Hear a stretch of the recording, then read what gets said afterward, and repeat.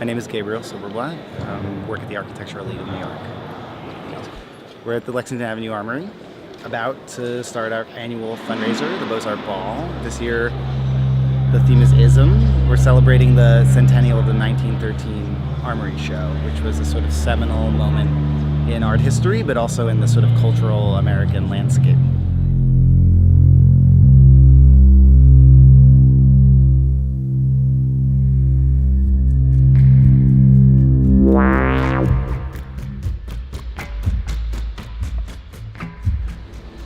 My name is Alexei Lukyanov-Cherny, and I'm one of the 4 partners at Situ Studio.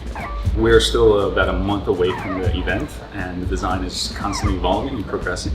But the way we currently see it actually manifesting itself would be these suspended pieces of this building wrap material that will be receiving projections of videos showing artworks of the 1913 show that will act as backdrops, as well as pedestals for the performance part of the event, which is this procession of 15-foot puppets.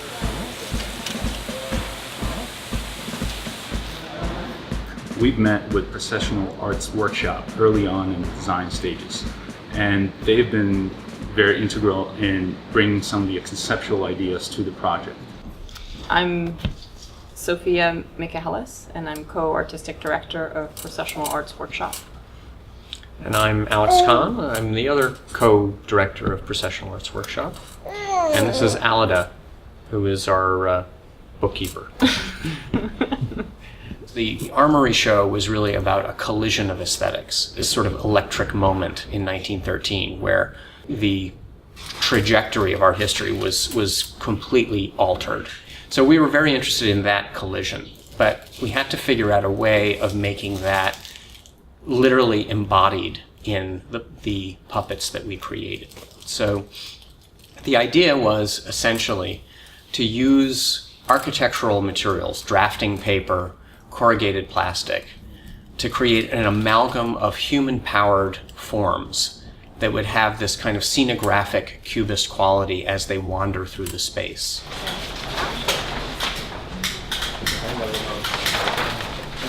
Also, our work is by necessity collaborative. Thank you. You cannot build this scale of event alone, as we learned pretty fast. And that collaborative way of working actually is something that makes a lot of sense to architects, because you may have a cheap architect on a project, but because you're building very large projects for the same reason, you need many people to develop different aspects of it. People here, they're coming to make stuff. They're really, this is all about, like, I don't know, people who are involved in some way with architecture or with design or with visual culture, visual thinking. And this is just presenting them with a very limited material vocabulary and a very ambitious outcome, which I think everybody is totally into. You know, if you spend all day on a CAD program designing, I don't know, the railing of a loading dock or something like that, you come here and you're making an entire figure from head to toe. I think it's kind of liberating. Most of our projects happen in the public space, but people experience possibly a street that they walk down every day, and they think about it, they're maybe numbed by habituation. They walk by and they sort of don't pay attention to it anymore. And if you create a procession down it, their experience of that street is inevitably altered, and they will have the memory of that experience when they walk down it every other day. So what we're going to do today is we want to try these out and see what they do when they're actually in performance. One of the things that we're really interested in is that moment where it comes to life, and because it doesn't necessarily have a leader, and because people aren't on like radio headsets, you know, instructing each other what to do, it just starts to do things all by itself. And it's this kind of improvisational interaction among the puppeteers that gives it a kind of unpredictability. So we've often had the experience in rehearsal of learning the character that we've built for the very first time, saying, oh my God, we had no idea it could do that.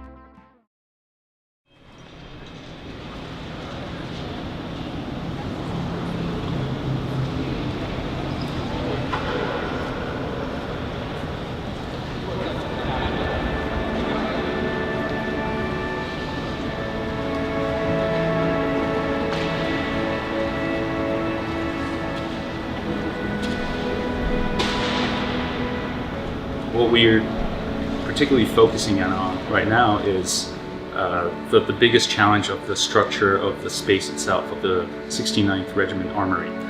It's a massive space with 120-foot ceilings, very little opportunities to anchor something or build something large scale. So we're trying to be really light on our feet and think about very lightweight, simple systems.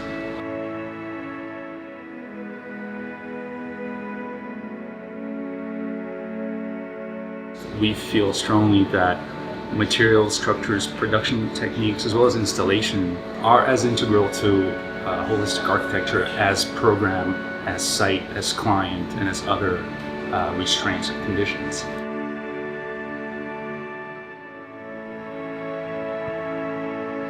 For us, what we're working on is not necessarily about creating cubist forms or abstract forms, but it's about talking about a break in how architecture is created and perceived. We feel like for a while that form has been the driving factor behind a lot of the kind of design solutions that we've seen. That form has rarely considered how is it constructed, what are the materials, how do they behave, how does somebody install this particular piece of architectural component. And so what we try to do is investigate all those components as we design the project and have that physical component of the design of the production be very integral with the rest of the design pieces.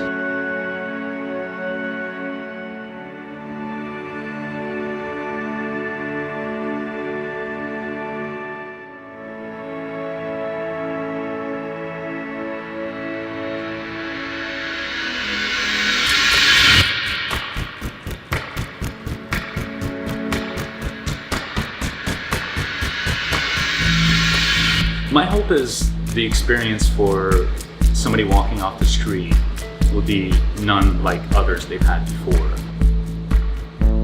That, will happen for only a few hours and then will disappear and then will come back, and hopefully that visitor will remember that for quite some time.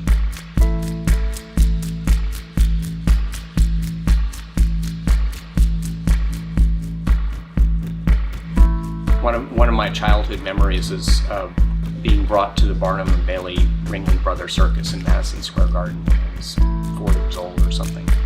And I remember nothing about the circus. But what I remember more than anything is that everybody, when they were brought in, was given this little flashlight, and they were on a long string. You walked into this massive dark space, and I just remember being blown away by tens of thousands of little lights all rotating together.